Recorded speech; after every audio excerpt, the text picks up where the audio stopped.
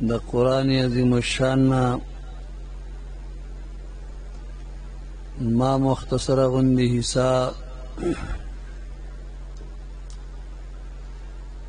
په اعتبار د الفاظ سره تلاوت کړه.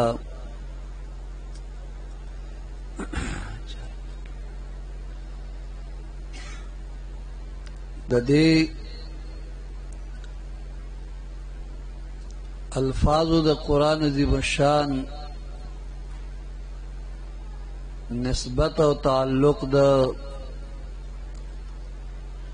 جناب رسول الله صلی الله علیه و آله وسلم د اهل بیت کرام سره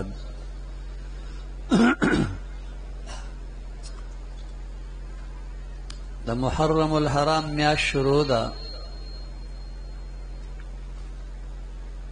دا د اسلامی نوی کال لومبنی میاشت ده. څنګه چې زمونږه عیسوي سال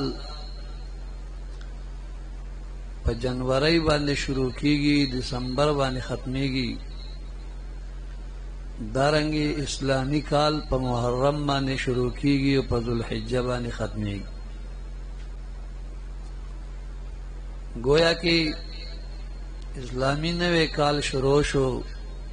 1443 ہجری شروع شو. اللہ دې دا تمام میاشت او تمام کال په مونږ باندې په عبادتو او د نیکی په اعمال او افعالو کې تیر کړي. د محرم الحرام خو ځان له خپل فضیلت ډېر لوی دی، ځکه چې په دې میاشت کې ډېر عجیبه او ناشنا کارونه شوي دي. د حضرت سیدنا آدم علیہ الصلوۃ والسلام توبه چې الله قبول کړه دا د محرم لسم ورځ و د عاشورې. د نوح علیہ السلام کشته چې د طوفان د تیرېدو نه پس د جودي په غر باندې کېناسته ودرېده، نو دا د محرم د میاشتې لسم تاریخو د عاشورې ورځ وه. همدارنګې حضرت یونس علیہ السلام چې د کب د ګیډې نه بهر ته راووته، څلوېښت ورځې په هغې کې تېرې کړې وې. دام د محرم لسمه ورځ د عاشورې وه. د حضرت سیدنا موسی علیہ الصلوۃ والسلام چې کله د بنی اسرائیل سره د مصر نه خروج وکوته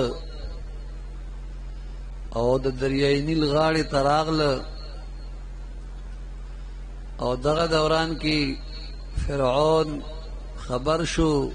هغه ځان سره یو لوی لښکر را روان کړ. د سحر رڼا چې لګېده نو هغوی هم رود نیل ته رانږدې شو. بني اسرائیلو حضرت موسی علیہ الصلوۃ والسلام ته ووی چې مخې ته دریاب دی او رستونه د فرعون لښکر یو لوی سیلاب را روان. معلومیږي دا جوړ مونږ په منځ کې گیر شو، ځکه چې مخکې هم نشو تللی وروستو هم نشو تللی. نو مونږه په منځ کې گیر شو، اوس به څه کوو؟ نو د الله ښکلي پیغمبر موسی علیہ الصلوۃ والسلام مبارک ورته وفرمایل چې مه خفه کېږئ، ان معي ربي سيهدين، یقینا ما سره زما پروردگار جل مجدوه زرد سلار براله راک.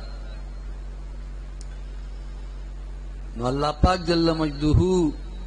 حضرت موسیٰ علیہ السلام تا وحی وکړه چې ای زما خوږه پیغمبره تا سره خو همسا مبارک لاس کې ده دا په دریاب باندې وغورځوه کله چې دې مبارک لګي شو هغه امسا مبارک په دریاب باندې راواچوله نو الله پاک په دینل کې 12 اوچې لارې جوړې د هغې وجه دا وه چې د سره 12 ډلې بني اسرائیلو یو ډله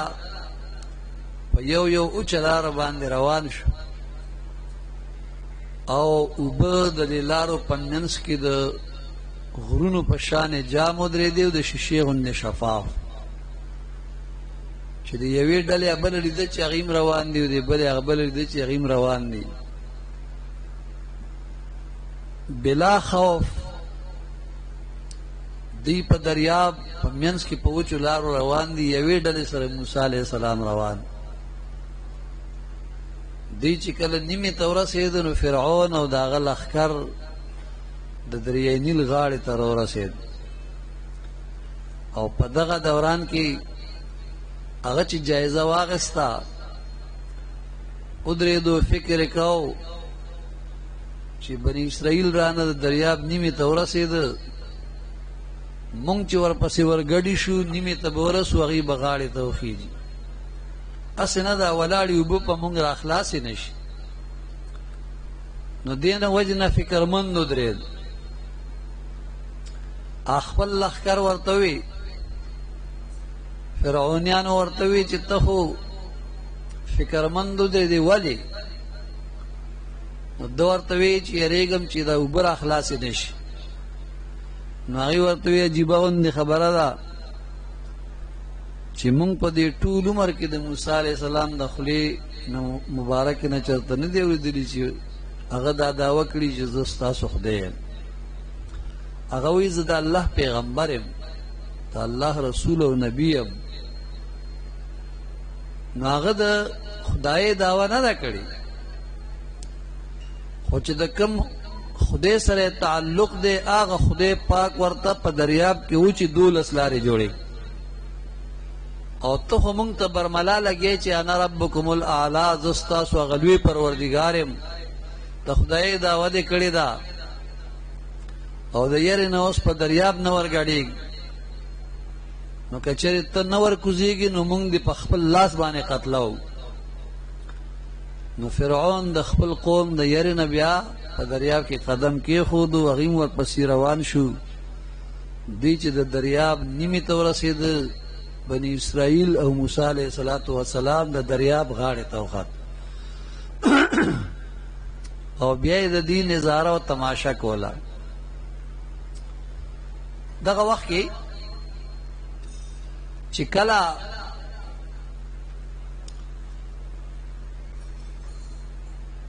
موسی علیہ السلام او بنی اسرائیل غاړې ته وخاته او د فرعون د لښکر اخیری کس هم په دریاب کې قدم کېښود یو هم بهر پاتې نشي نو الله رب الجلال اوبو ته حکم وکړو چې دغه ډیمونه پې اوس ور خلاص شي هغه اوبه را خلاص شي او ټول فرعونیان یې په مخه واخیست الله تبارک وتعالی جل مجده په خپل مبارک کلام کې قرآن عظیم الشان کې هغه منظر پیش کړي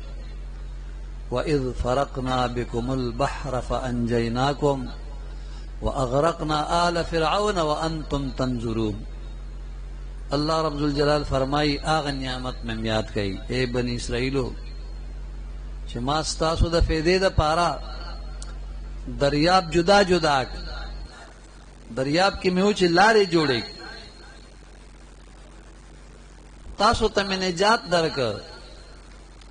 او فرعون او داغه لښکر مې په دریاب کې غرق او حال دا دی وانتم تنظرون دا وو حالیه دی حال دا دی چې تاسو په کناره ولاړ وئ او په خپلو سترګو مو د هغې نظاره کوله ستاسو د سترګو د وړاندې مغی په دریاب کې غرق او تباہ. نو دا د محرم لسمه ورځ وه، د عاشورې ورځ وه. د دې نه وروسته به د دې په شکریه کې موسی علیه السلام او بني اسرائیلو به روژه نیوه چې الله مونږ سره احسان وکړ، مونږ ته یو د دریاب نه نجات راکړ او بل د فرعون د لښکر نه نجات راکړ. نو په دې شکریه کې به دوی د محرم د لسمې ورځې د عاشورې روژه نیوه چې په مدینه منوره کې نبی علیہ السلام د یهودو نه تپوس وکړ چې تاسو دا روژه د محرم په لسمه ورځ باندې ولې نیسئ؟ نو هغوی ورته دا واقعه پیش کا چې موسی علیہ السلام او زمونږ اسلافو بني اسرائیلو باندې الله په دې ورځ نعمت پیرزو کړی و چې هغه نجات یې د دریاب نه او د فرعون د لښکر نه ورکړی و. نو موسی علیه السلام هم دا روژه د عاشورې د ورځې نیوه او مونږ هم نیسو، مونږ اسلافو بني اسرائیلو به هم نیوه. نو حضور علیه السلام مبارک ورته وویل چې نحن احق بموسی منکم، مونږ د موسی علیه السلام باره کې تاسو نه زیات د هغه حقدار یو، ځکه چې هغه په نبوت او رسالت کې زما رور.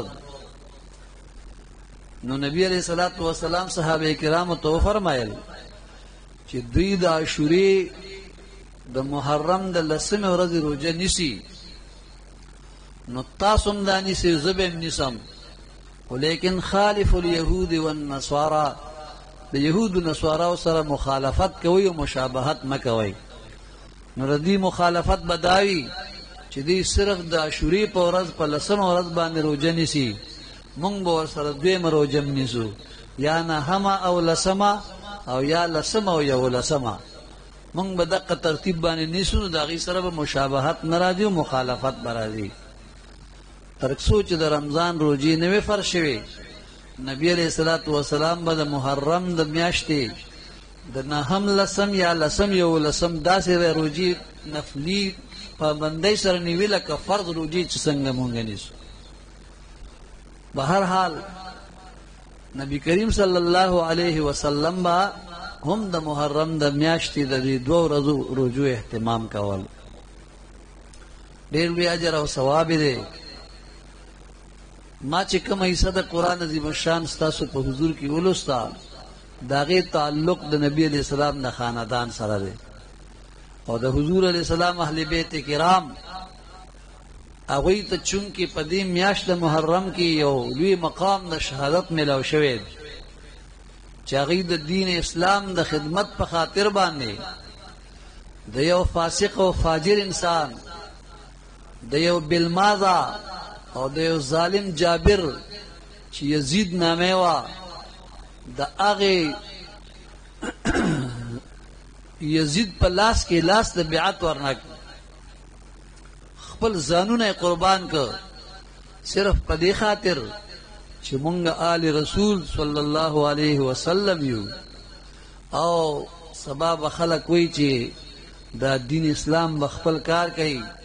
چې امام حسین رضی الله تعالی عنہ دا خاندان غمونه کو نو مونږ له څه پکار نه. په دې لحاظ باندې په میدان د کربلا کې د امام حسین رضی الله تعالی عنہ دو اتیا یعنی جان نثاران چې دینو دا سره د هغه مبارک په میدان د کربلا کې شهیدان شو او دارنګې زنانا کونډې شوې، معصومان یتیمانان شو، خو چې کم د استقامت او تحمل او د برداشت مظاهره هغوی په دغې مقام باندې کړې ده، دا به ټول عمر تاریخ یاد لري. معززو، اللہ رب الجلال خپل محبوب علیہ الصلوۃ والسلام ته فرمایي قل لا اسألكم علیه اجرا الا المودة فی القربا. محبوب ته ورته فرمایا چې اے زما امتیانو، زما د برکت تاسو ته ایمان ملاو دی، تاسو ته اسلام ملاو دی، زما د خاطر تاسو ته قرآن ملاو دی، زما د خاطر تاسو ته یعنی خدای میلاو دی دا څه چې تاسو کوئ دا خو زما د برکته کوئ که زه دنیا ته نه وی راغلی دا هېڅ به نو نو ګورئ دا چې زما د برکت او زما د خاطر تاسو ته کم د دنیا او د آخرت نعمتونه ملو شوي دي نو زه د هغې په عوض کې تاسو نه یو څه د دنیا نه غواړم چې ماله د هغې په بدله کې تاسو څه راکئ زه د خلکو نه د غوښتو دپاره نه یم راغلی الله زه دنیا ته د ورکولو دپاره رالیږلی لہذا زه تاسو نه هېڅ یو څیز د دې په عوض او بدله کې نه غواړم خو که چېرې غواړم الا المودة فی القربا زه د خپلو اهل بیت کرامو د خپل اولاد محبت د تاسو نه غواړم تاسو زما د اولاد سره زما د اهل بیتو سره مینه وساتئ محبت ور سره وسات هسې نه زبان درازي وکئ ژبې اوږدې کوي او بیا داسې الفاظ د خولې نه وباسئ چې یاره یزید چې دی نو هغه خلیفه او بادشاه د وختو او امام حسین رضی الله تعالی عنہ نعوذ بالله باغي نو داسې د بې ادبۍ الفاظ سره د خولې نه باسئ د هغوی سره چېرته بغض نه ساتئ د اهل بیت کرامو سره چېرته دشمني ونه ساتئ لہذا زه تاسو نه صرف دا غواړم چې زما د اهل بیتو سره محبت ساتئ د اهل بیت کرامو سره محبت دا مامور به څیز دی دا د قرآن وینا ده الله پاک خپل محبوب علیه السلام ته فرمایي ته ورته په خپله خوله مبارکه داسې فرمایه د اهل بیت کرامو سره محبت کول دا په قرآن باندې عمل دی د حضور علیہ السلام په فرمان باندې عمل اوس د محرم په دې میاشت کې یعنی دا یو داسې دلچسپ واقعیت تېره شوې ده چې کلم دا میاشت راوخیږي اگر چې دې کې ډېرې لوی لوی کارنامې شوي دي خو د مسلمانانو ذهن ته د هغې نظر ته دا خبره راشي چې د هغې محبوب علیه الصلاة والسلام مبارک چې په چا باندې مونږ ایمان راوړی دی د چا د خاطر زموږ وجودونه الله دنیا ته رالیږلي دي د هغې ذات مبارک اولاد د هغه خاندان د هغه اهل بیت په دې میاشت د محرم الحرام کې او بیا بالخصوص په 10 محرم باندې د امام حسین رضی الله تعالی عنہ شهادت شوی د کربلا واقعات خو ډېر اوږده اوږده دي خو زه تاسو ته یو خلاصه بیانوم اول نمبر دا چې دا حسنین کریمین امام حسن او امام حسین رضی الله تعالی عنهما دا دواړه د نبی علیہ الصلوۃ والسلام نوسی مبارک او دا حضور علیہ السلام مبارک ته ډېر ګران ډېر ورته ګران تر دې حده پورې چې نبی کریم صلی الله علیه و آله وسلم یو ځلې په منبر باندې جلوه افروز و خطبه لوستا او د دې خطبې په دوران کې امام حسن او امام حسین رضی الله عنهما جمعات ته راننوت دواړه واړه واړه یو به یو ته لاس اچو رانیو به رستو کو به ځان به مخکې کو په دې غرض چې زه نبي علیه السلام ته ځان ورسوم دی بل رور به دا مخکینه بل رور رونیو هغه به رستو کو ځان به مخکې کو چې زه د دنه مخکې خپل نیکه جناب محمد مصطفی علیه التحیة والثناء ته ځان ورسوم نو یو بل به رانیو په دې کې به غورځېدل بیا به راپاڅېدل حضور علیہ الصلوۃ والسلام مبارک خطبه په نیمه کې پرېښوده او د منبر نه ښکته تشریف راوړو صحابه کرام ورته لار پرېښوده او محبوب علیہ السلام سیده راغی او دا خپل دواړه نصیب په غیږ کې روچت کړ یو غیږه کې امام حسن رضی الله تعالی عنہ نیو په بله غیږه مبارکه کې امام حسین رضی الله عنہ نیو او بیا راغی منبر باندې وخته دا دواړه غیږ کې نیولي او خطبه صحابه کرامو ته لوستا معلومه دا شو چې دا دواړه ورته ډېر ګران یو ځلې دې دواړو وروڼو تختې ولیکلې، بیا هغه تختې راوړې او خپل مور مبارکې بیبي فاطمه الزهرا رضی الله تعالی عنها ته مخې ته کېښود او ورته وفرمایل چې اے مورې، ته زمونږ د دواړو وروڼو په منځ کې فیصله وکړه چې امام حسن رضی الله عنه تختې خوشخطه لیکلې ده او کله امام حسین رضی الله تعالی عنہ تختې خوشخطه لیکلې. بیبي فاطمه رضی الله تعالی عنها هغه دا منظر ګوري، که زه دا اویم چې د امام حسن رضی الله عنه تختې خوشخطه ده، امام حسین رضی الله عنه برانه خفه شي، او که دا اویم چې د امام حسین رضی الله عنه تختې خوشخطه ده، امام حسن رضی الله تعالی عنہ برانه خفه شي. دی وجه هغې توقف نه کار واغېست، خاموشیانه کار واغېست. ورته وفرمایل بچو زه دا فیصله نشم کولی، تاسو لاړ شئ حضرت علی کرم الله وجهه لا هغه زمانه په فیصله کولو ډېر ښه پوهېږي او دا حقیقت دی چې فیصلې به حضرت علی رضی الله عنه ډېرې زبردستې کولې. یو ځلې حضرت عمر رضی الله تعالی عنه مبارک یو فیصله وکړه، بیا حضرت علی رضی الله تعالی عنہ راغی، هغه ورته وفرمیل قربان دا فیصله صحیح نه ده شوې. هغه فیصله چې کله حضرت علی کرم الله وجهه کا د حضرت عمر رضی الله عنه دماغ کلو شو او وی فرمیل چې زما هغه فیصله خطا وه او د ده فیصله صحیح ده. نو بیا وفرمیل چې لولا علی لهلک عمر، که حضرت علی صاحب نه وی نو عمر رضی الله عنه به هلاک شوی، ځکه فیصله به غلطه شوې. تر دې چې لوی لوی کبارو صحابه کرامو به د حضرت علی نو فیصلې ته ترجیح ورکوله. دغه وخت کې مور مبارک ورته فرمایي تاسو لاړ شئ او د حضرت علی کرم الله وجهه چې ستاسو والد ماجد دی هغه دا یو څه هغه په فیصلې باندې ډېر ښه کوي. دا دواړه وروڼه راله خپل والد محترم لا ورته وفرمایل مونږ مور له تلي خو مور مې وایي چې دا فیصله نشم کولی، تاسو لاړ شئ او خپل والد محترم له قربان ته زمونږ دا فیصله وکړه. حضرت علی رضی الله عنه ورته وفرمایل چې دا فیصله زه نشم کولی،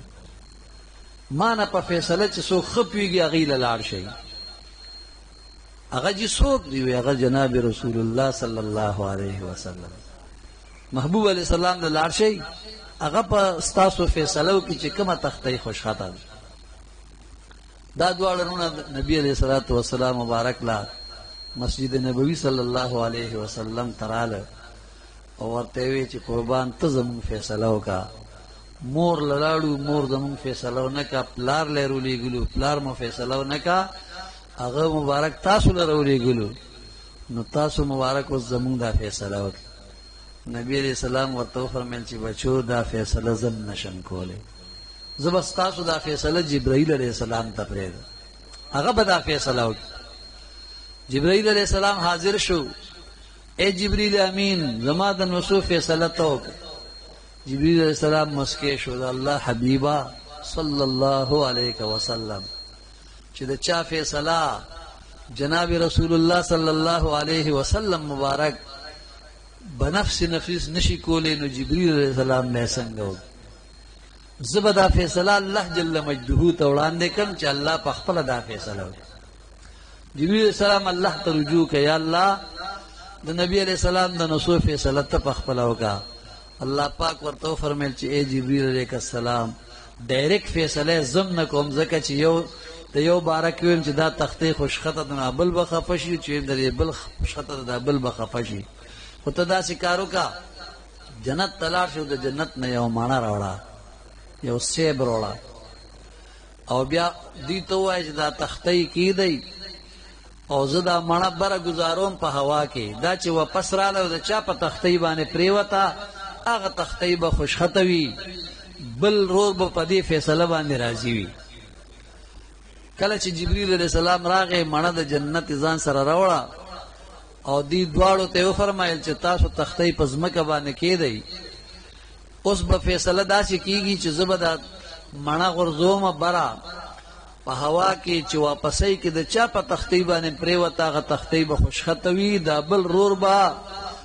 په هغې فیصله نه خفه کېږي دواړه په دې فیصله راضي شو جبرائیل علیه السلام راغی او هغه مڼۍ چې کومه لاس مبارک کې نیولې وه هغه یې اوچته وویشته چې واپس کله راتله په هوا کې الله هغه مڼه په منځ دوه ځایه که دوه ټوکړې کا یوې په یو تختۍ غورځول او بله په بله الله فیصله وکړه چې د دواړو تختۍ خوشخطه یعنی ګورئ نه بی بی فاطمه رضی الله عنها خفه کوي نه حضرت علی رضی الله عنه خفه کوي نه حضور علیہ السلام خفه کوي او نه جبرائیل علیہ السلام خفه کوي او نه الله پاک جل مجده خفه کوي دا غي د خفګان لحاظ دا دومره مبارک هستیان ساتي لیکن د دې امت بعضی افراد او ظالمانو دا غي په ستونو مبارک باندې چړې را او دا غي په وینو باندې د کربلا خاورې سرې کې هغه د دریای فرات وبوی ور باندې سرې وګرځولې دا ظلم په تاریخ کې تر قیامت پورې خلکو ته یاد اوس کله چې دا د کربلا واقعه رااله اخو ډیره زیاته اوږده خو چې زه تفصیل سره بیانوم سهاره پورې م نه ختمېږي زه تاسو ته یو خلاصه بیانوم هغه دا وه چې کله یزید امام حسین رضی الله تعالی عنہ ته خط راولېږه مدینې منورې ته چې زه د پلار په تخت د امیر معاویه رضی الله عنه په تخت کېناستم او ته چې دی نو زما بیعت وکړه نو امام حسین رضی الله تعالی عنہ د هغه بیعت ونه کړ او بیا یې دا وفرمیل چې اوس نظام خرابېږي ښه به دا وي چې زه د مدینې منورې نه هجرت وکړم چېرته لاړ شم نو دی مبارک د مدینې منورې نه راووتو مکې مکرمې ته راغی د بیت الله شریف طواف یې کو او په دغه دوران کې د کوفې د خلکو د طرف نه خطونه راغله چې تقریبا 1.5 خطونه راغلي وو چې هغه ټولو په خطونو کې لیکلي وو چې ته کوفې ته راشه او مونږ چې دی ستا په لاس باندې بیعت کوو او مونږ به د یزید مخالفت کوو نو که سبا له مونږ نه الله تپوس وکړي چې تاسو ولې داسې کړي دي نو مونږ به ورته وایو چې مونږ خو امام حسین رضی الله عنه ته خطونه لیږلي وو هغه زمونږ درخواست قبول نه کو نو مونږ به ورته ستا نوم اخلو نو امام حسین رضی الله تعالی عنه بیا په دې راضي شو چې د کوفې ته لاړ شم لہذا د دې خلکو د وفادارۍ د معلومولو په غرض خپل د ترزوی امام مسلم رضی الله تعالی عنہ ولېږه مسلم بن عقیل رضی الله تعالی عنهما چې ته لاړ شو د حالات وګوره که حالات صحیح وي او دې رښتیا زموږ سره محبت ساتي نو ما ته خط راولېږه بیا به زم درشم کله چې امام مسلم رضی الله تعالی عنہ راغی کوفې ته نو د کوفې خلکو د امام مسلم رضی الله عنه په لاس باندې د امام حسین رضی الله عنه لپاره بیعت وکړ او ډېر خلک چې دین د تابع شو نو دا وخت مطابق امام مسلم رضی الله تعالی عنہ چې وکاته چې د خلکو ټول زمانه بیعت وکړو وفادار ځان حسابي نو هغه یو خط لیکو امام حسین رضی الله تعالی عنہ ته ولېږي مکې معظمې ته چې خلکو ستا دپاره زما په لاس باندې بیعت وکړ لہذا فی الحال خدا معلومیږي ټول د محبت دعوه لري نو که تاسو راځئ نو بې فکره راتلی شئ دلته هغه ته خط میلاو شو او دلته چې دی نو یزید عبیدالله بن زیاد هغه یې راولېږه او د کوفې چې کوم ګورنر و نو هغه یې مات که عبیدالله بن زیاد ته ویې ته به ګورنر شي او ته به چې دی د امام مسلم رضی الله تعالی عنه نه چې چا بیعت کړی دی هغې ته به خبر ورکړي چې یا دا بیعت مات کوي او د یزید تابع شي او که نه نو زموږ به ستاسو کورونه وران کو بچي به درله قتل کو ښځې به درله کونډې کو تاسو به ټول مړه کو نو هغه چې کله د کوفې خلکو ته دا منظر پیش شو چې عبیدالله بن زیاد هغې باندې دباو واچو د هغه دباو د خاطره هغه د کوفې خلک کوفیان لاویوفیان وګرځېده بې وفا وګرځېده هغې د امام مسلم رضی الله عنه بیعت مات کړ او بیا چې دی د هغې نه واوړېده د خپل ځان غم ورسره پیدا شو تر دې پورې چې امام مسلم رضی الله عنه په کوفه کې یوازې پاتې شو. هغه خو خط لېږلی امام حسین رضی الله تعالی عنه ته، هغه را روان شوی د مکې معظمې نه کوفې ته راتلو په لاره کې چې کله د کربلا میدان ته ورسېده دغلته ورته خبر راغی چې امام مسلم رضی الله تعالی عنه او د هغه دوه زامن هغه چې دی دا درې واړه په کوفه کې شهیدان شو. امام حسین رضی الله تعالی عنه ډېر خفه شو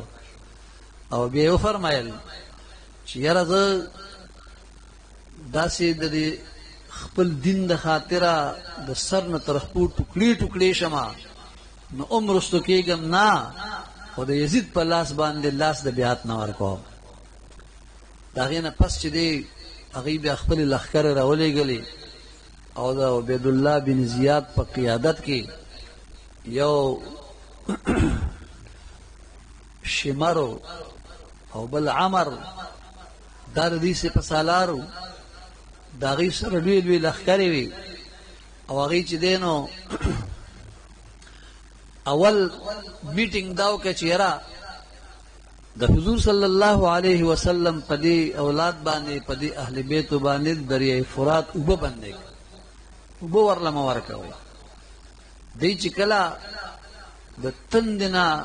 ژبې بهر ته روزي بیا زموږ مقابله نشي کولی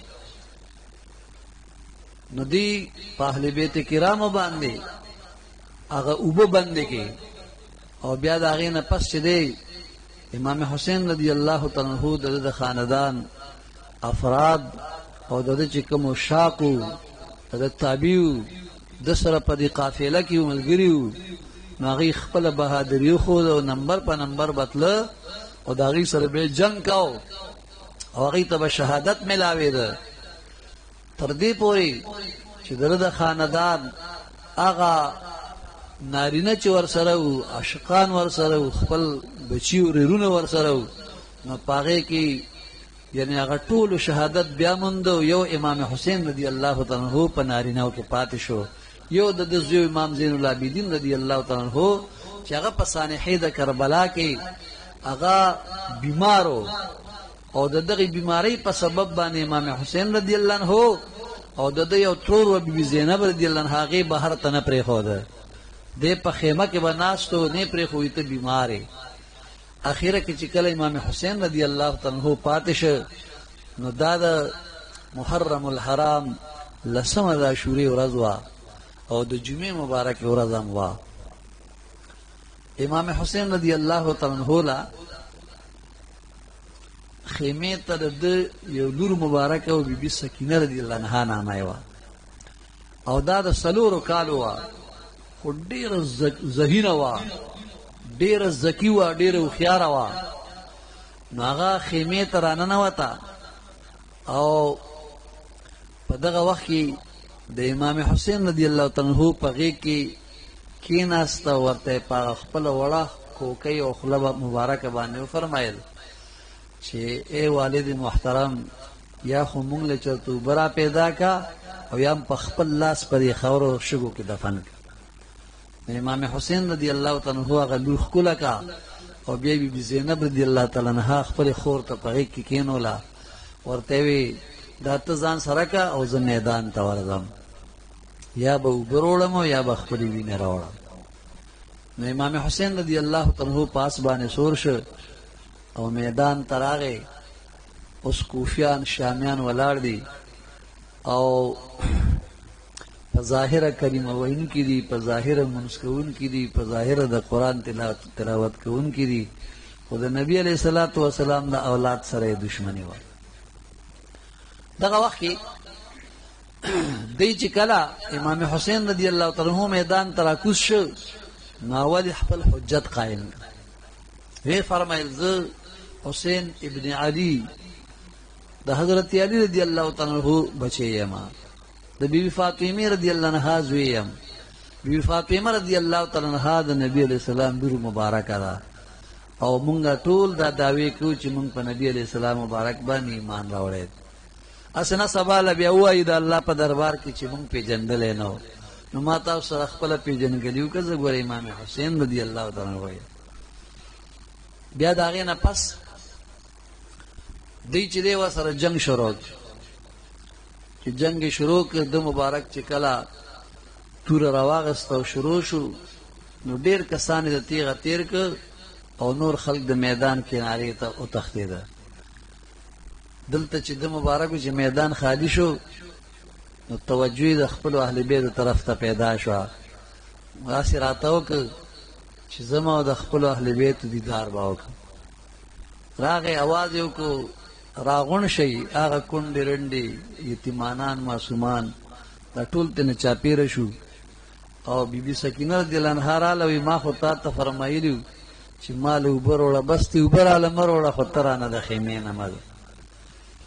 امام حسین رضی الله عنه بیا په مخ باندې ښکله کوي بیبي زینب رضی الله تعالی عنها ته هغې کې واچوله او لږ ساعت پس چې دی نو ورته آواز وشو چې میدان ته راشه. بیا ووته لاړو میدان ته په دویم ځل باندې جنګ وکړ. بیا هم ډېر خلک د تیغه تیر کړ خو چې کله خلک کنارې ته وتښتېده نو دی مبارک بیا خیمو ته راغی چې بیا د خپلو اهل بیتو دیدار وکړي. کله چې دی مبارک راغی او دوی سره کېناسته نو درېم باره آواز وشو چې میدان ته راشه. دی بیا د خیمو نه ووته او لاړو میدان ته. په میدان کې بیا جنگ شروع کړ. ډېر خلک د تیغه تیر کړ نور خلک میدان نه وتښتېده غاړې ته. ده دا فکر وکړ چې زم تږی شوی یم اس مې هم تږی شوی دی. نو راغی او دریای فرات ته اس را کوز کړ په هغې کې اس ودرو او بیا یې د هغې نه پس چې دی د اسمان طرف ته مخ مبارک واړه او اسمان ته یې وی ګیله مې درنه پیدا شوه چې ډېر بارانونه راورې لیکن د کربلا سانحه چې شروع شوي نو یو ځل دم چېرته باران را نازل نه کړي چې زما اهل بیتو لږ بس کړی.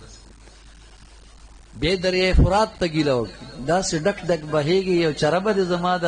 اهل بیتو د خیمو طرف ته راته کړې وه چې هغې لږ اوبه څښلی وې.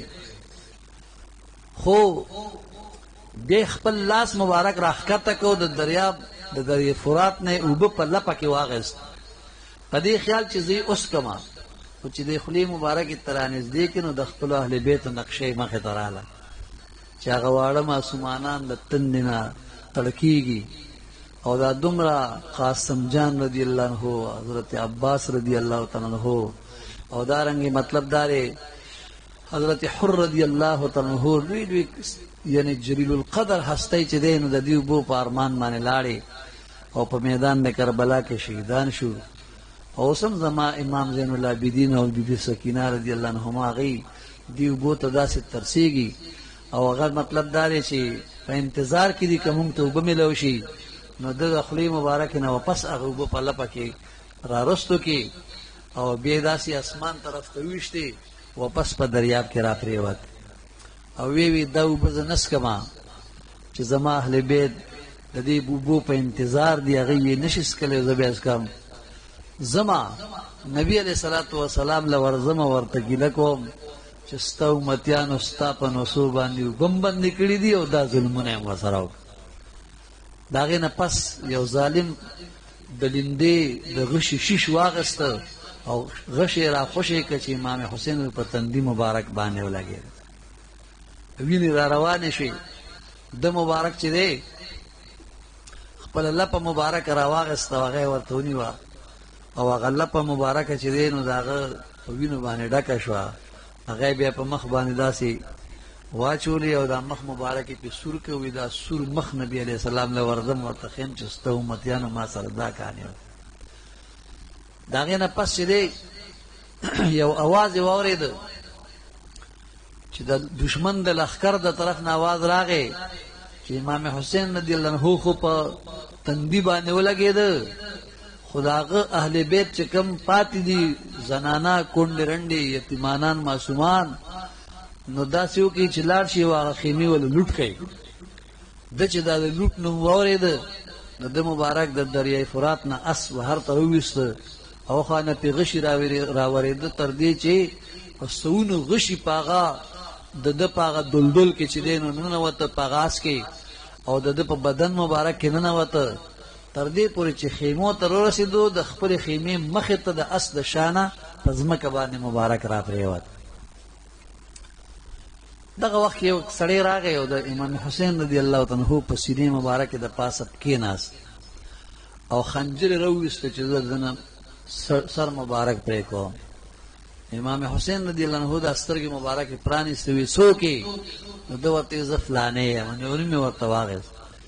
ورته یې ویل ښه ته داسې کار وکړه مهرباني وکړه زما د سینې مبارکې نه کوز شه او ورشه شمر ته ووایه چې هغه راشي یا زما په سینه باندې کېږي. ما ته نبی علیہ السلام مبارک فرمایلي چې په آخر وخت کې به شمر ستا په سینه باندې کېني هغه به تا نه سر مبارک پرې کوي. نو ته زما نه مه پرې کړو ځکه چې ما ته محبوب علیہ السلام فرمایلي. ته لاړ شه شمر ته ووایه چې هغه راشي او هغه د مرجان زوی دی، هغه زما په سینه مبارکه کېني او هغه زما نه سر مبارک کوي. ما سړی لاړو او شمر ته یې وویل چې دقسې کار دی. نو هغه را روان شو او راغی د امام حسین رضی الله عنه په سینه مبارکه باندې کېناست. دغه وخت کې امام حسین رضی الله عنه د غشو په لګېدو باندې ډېر بېتابه شوی، سترګې مبارکې داسې وغړولې. وایي څوک یې؟ وایي زه شمر یم. وایي ښه صحیح ده. دا راته وایه نن د څه ورځ ده؟ وایي دا د جمعې ورځ ده. ټایم څه دی؟ وایي د جمعې د خطبې وخت. وایي ښه نو یو مهرباني وکړه لږ زما د سینې نه کوز شه، د اخري د جمعې مونځ دی چې دا وکړمه بیا رانه خیر دی سره مبارک دی چې دا مونځ رانه قضا نه شي. حافظ جالندری وایي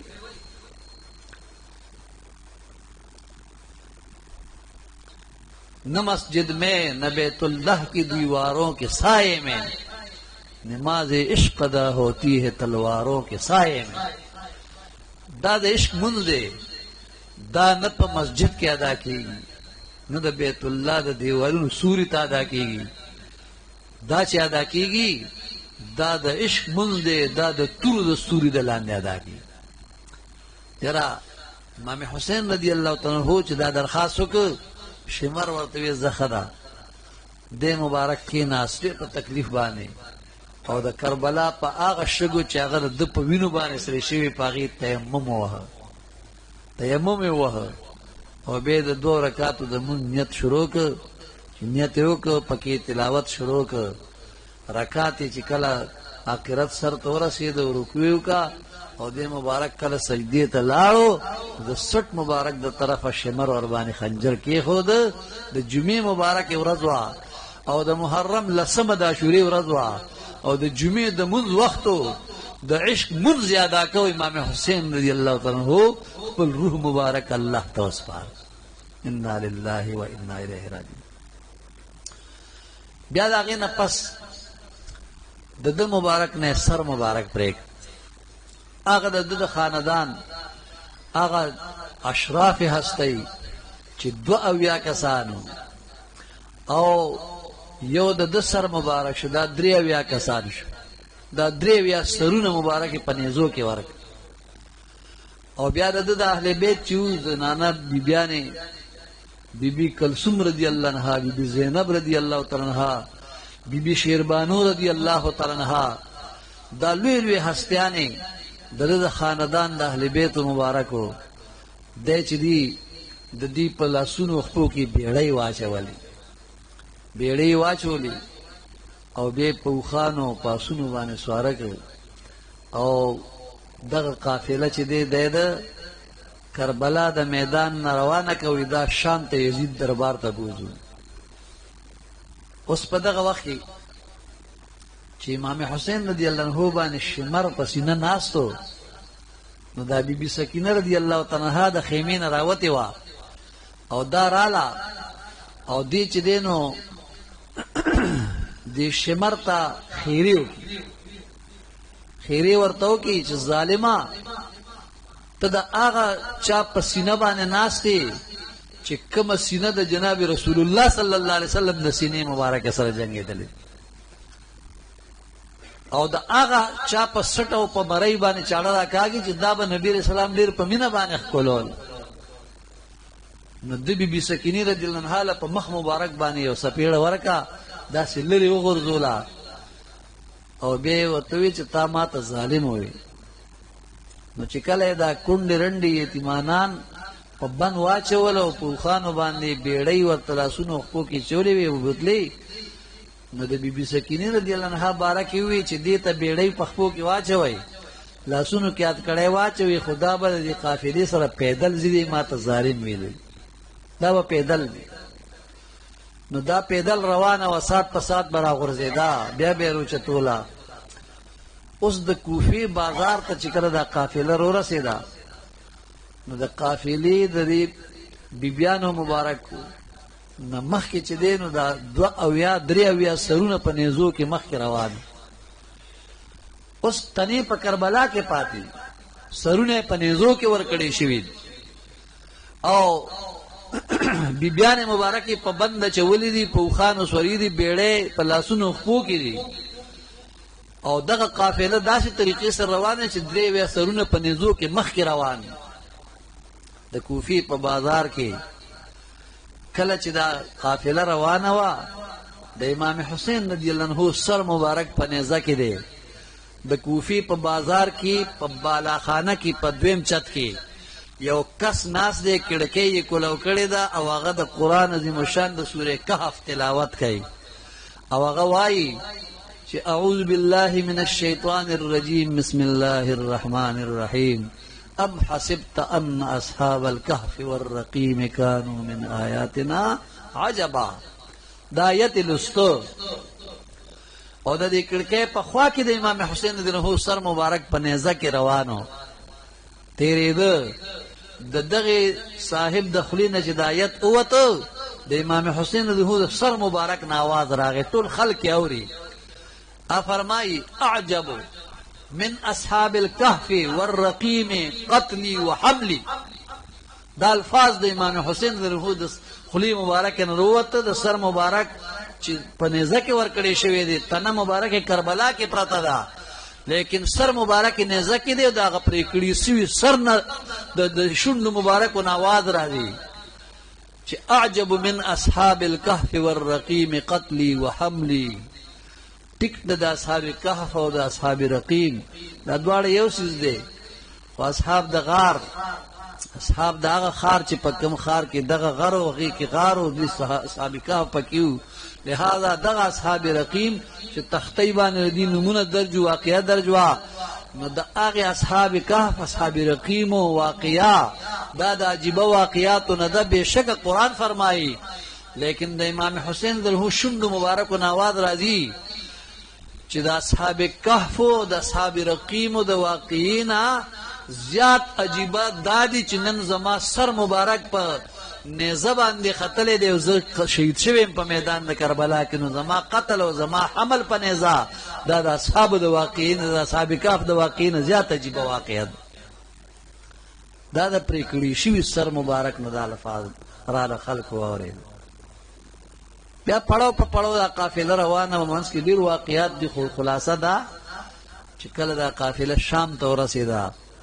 د یزید د کور سره دیوال په دیوال یو مطبخ خانه وه، لنګر پخېده، ډوډۍ به پخېده، خو دغه وخت کې هغه مطبخ وران شوی و.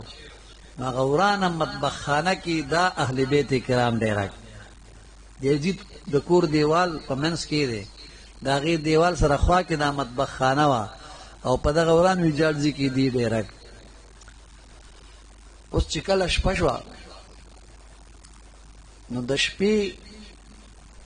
د امام حسین رضی الله تعالی عنہ د لور مبارکه چې ده، نو دا د خپل ترور د بیبي زینب رضی الله عنها غېږه کې اوده وه. جلال الدین سیوطي رحمت الله علیه دا واقعه په شرح الصدور کتاب کې را نقل کړې. فرمایي چې په دغه دوران کې بیبي سکینه رضی الله عنها د خپل ترور په غېږ کې اوده شوې، ځکه چې په لاره ډېره په عذابه شوې وه، ډېره ستړې شوې وه، درزونه یې خوړلي وو، مزل یې نشو کولی، د 4 کالو وه، قابل رحم وه، خو دې ظالمانو پرې دغه ظلمونه کړي. نو بیا دا د خپل ترور مبارکې په غېږ کې اوده وه. اوس په خوب کې ګوري چې د کربلا نه مې والد محترم حضرت امام حسین رضی الله تعالی عنہ راغلی دی او د یخو اوبو جام د ځان سره په لاس کې راغستی دی او دې ته وایي چې هم بچیه د اوبو واخله اوس کا. په خوب کې دې چې کله جام واغسته، او په دې شونډو مبارک کې خود نو سترګې مبارکې پرانیستې شوې، نه امام حسین رضی الله عنه نه جام ده وو،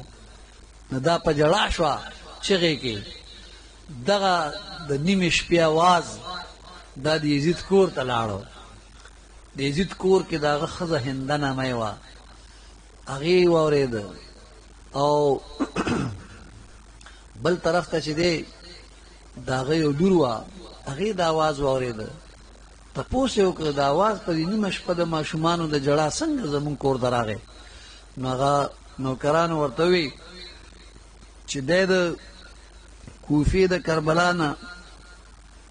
یو د کربلا د میدان نه یو قافله راوستې ده، پکې کونډې رنډې دي، ماشومانان دي، نو هغې ته به پلاران یاد شوي، نو ځکه دا جړا اواز راغی.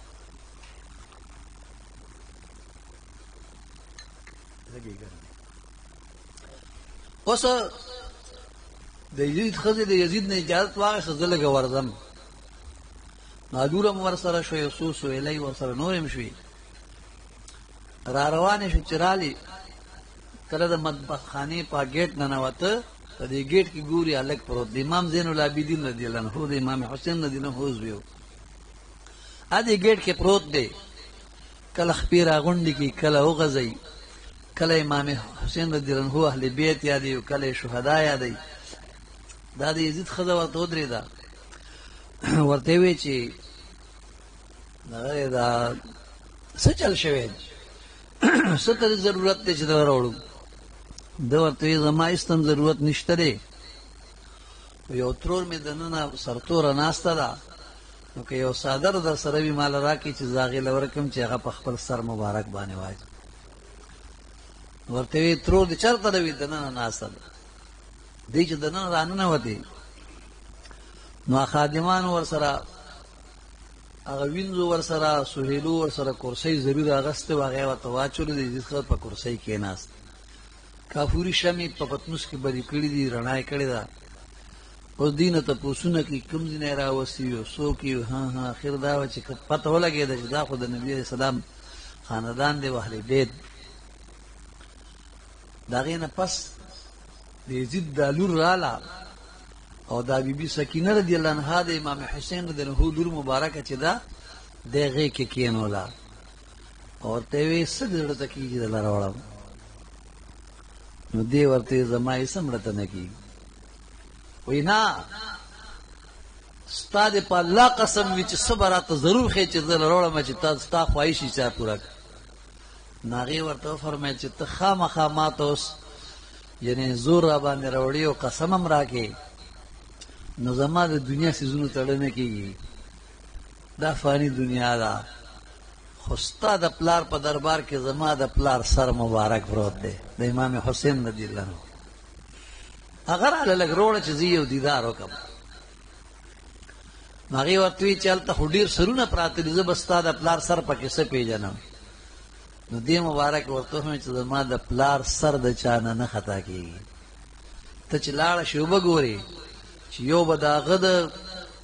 د سر مبارک نه د نور شغلي اسمان ته قطار در قطار رواني، او بله دا ده چې د هغه په شونډو به د قرآن عظیم الشان تلاوت جاري وي. نو د یزید لور چې راله او کله یې وکتل سرونه ډېر پراته وو، خو د امام حسین رضی الله عنه سر مبارک نه د نور شغلې روانې وي، او په هغه شونډو مبارکو باندې سوره یاسین شریف تلاوت شروع، تلاوت د سوره یاسین شریف شروع. یاره هغسې تازه د وینو دارې ونه روانې وې، هغه سر مبارک یې وله راوړه. بی بی سکینې رضی الله تعالی عنها ته یې وویل ستا په خواهش مې راوړه، دیدار یې وکړو واپس یې بیا وړم. نو دې مبارک یې د خپل پلار سر مبارک تندی مبارک ښکل کړ، مخ یې ورله ښکل کړ، او بیا یې ورته وویل چې زه خو تږې شوې ومه ډېره، ما وې ته به ما له اوبه راوړې، خو اوبه دې راله راونړې، د اوبو په ځای دې خپلې وینې راوړې، خو چې تا ما له اوبه راونړې او په کربلا کې د تنه مبارکه پاتې شوه، نو خیر دی زه به در پسې درشم. نو دی خپل شونډې مبارکې راواغستې او د امام حسین د روح په شونډو باندې کېښودې. لږ ساعت چې تېر شو بي بي زینب رضی الله عنها راوچته کړه چې یاره بس دی دا دومره ډېره وه چې ویې کاته بي بي سکینې رضی الله عنها خپل روح الله ته سپارلی. د پلار په شونډو د پاسه خپل شونډې ایښې وې روح الله ته وسپاره. ناشنا واقعات په دې محرم کې تیر شوي دي. دا مې تاسو ته یو خاکه بیان کا، یو نقشه مې بیان کا چې یاره د نبي علیه السلام خاندان دومره تکلیفونه په دې میاشت کې تیر کړي دي. الله دې د هغې د برکته زموږ د ټولو مشکلات اسان کړي. وما علی الا البلاغ المبین. درود شریف په نبي علیه السلام باندې وایي. اللهم صل علی سیدنا محمد.